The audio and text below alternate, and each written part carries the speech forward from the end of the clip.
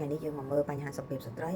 ដែលបរិសុទ្ធខ្លះគាត់យល់និងបរិសុទ្ធខ្លះគាត់មិនដែរយល់អញ្ចឹងមុននឹងយកស្ត្រីធ្វើជាភរិយាជាដៃគូសម្រាប់ជីវិតរស់នៅជាប្តីប្រពន្ធត្រូវមកយល់ទាំងអស់គ្នាថាសុខភាពស្ត្រីចាំបាច់គឺមានអ្វីខ្លះអញ្ចឹងនៅពេលដែលស្ត្រីចាប់ផ្ដើមពេញវ័យគេហៅថាគ្រប់ការគាត់នឹងមានរធ្លាក់ឈាមរដូវរៀងរាល់ខែអញ្ចឹងការធ្លាក់ឈាមរដូវរបស់គាត់ស្ត្រីខ្លះគឺមានធ្លាក់ពីថ្ងៃទៅ3ថ្ងៃអ្នកខ្លះដល់យូរដល់ទៅ1សប្តាហ៍ទៅ10ថ្ងៃទើបគាត់ធ្លាក់ឈាមរដូវអស់កំឡុងពេលដែលគាត់ធ្លាក់ឈាមរដូវគឺភាគច្រើនគឺគាត់មិនរួមភេទទេដោយសារកំឡុងពេលធ្លាក់ឈាមរដូវបែបនេះមាត់ស្បូនគាត់នឹងបើកចំហអញ្ចឹងបើសិនជាមានការរួមភេទហើយ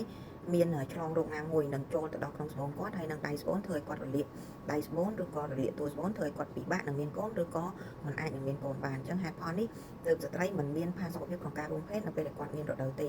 មិនរាប់គិតពីការឈឺពោះពេលមករដូវបើសិនជាគាត់ឈឺពោះគាត់មិនអាចធ្វើការកើតទេ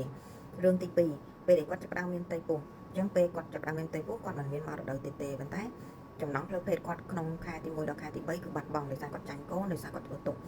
ត្រីនេះទី2គាត់អាចចាប់ផ្ដើមមានអារម្មណ៍ឡើងវិញប៉ុន្តែគាត់យល់ថាគាត់មិនស័ក្តិសមក្នុងការរួមភេទទេអញ្ចឹងស្ត្រីខ្លះគាត់បារម្ភពីព្រោះពេលដែលមានបញ្ហាគម្រាមរលូតឬសម្រាប់មុនខែគាត់ត្រូវតែតមការរួមភេទរហូតដល់គាត់ចប់9ខែក្រោយពីគាត់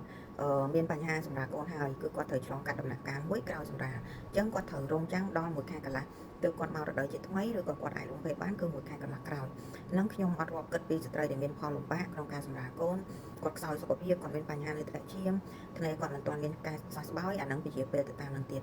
វ័យចាប់ពី40ផ្លាយ40ឆ្នាំឡើងលើគឺគាត់ចាប់ផ្ដើមត្រៀមនឹងចិត្តអស់រដូវអញ្ចឹងការត្រៀមនឹងចិត្តអស់រដូវនេះធ្វើឲ្យស្ត្រីខ្លះគាត់មិនមានចំណង់រួមភេទទេទ្វារមាសគាត់ស្ងួតគាត់បាត់បង់អារម្មណ៍រួមភេទគាត់ត្រៀមនឹងស្ថានភាពចិត្តអស់រដូវអញ្ចឹងចំណង់ផ្លូវភេទគាត់ធ្លាក់ចុះគាត់ឈឺគាត់ផ្សាគាត់រលាកគាត់ក្រហាយនៅពេលដែលគាត់រួមភេទអញ្ចឹងបែបនេះធ្វើឲ្យចំណង់ផ្លូវភេទគាត់ធ្លាក់ចុះដែរអញ្ចឹងជាស្វាមីគឺត្រូវដឹងពីបញ្ហារបស់ភរិយាមិនមែនគិតថាត្រូវតែបំពេញអារម្មណ៍ផ្លូវភេទផ្នែករាងកាយផ្លូវចិត្តគ្រប់គ្រាន់គឺមិនអាចទេអញ្ចឹងត្រូវយល់ដឹងពីបញ្ហានឹងទាំងអស់គ្នា